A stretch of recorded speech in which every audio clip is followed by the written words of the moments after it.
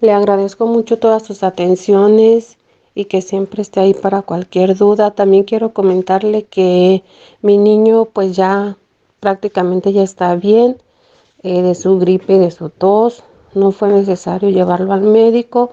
Solo le estuve dando unos tecitos y los aceititos y la miel con aceititos.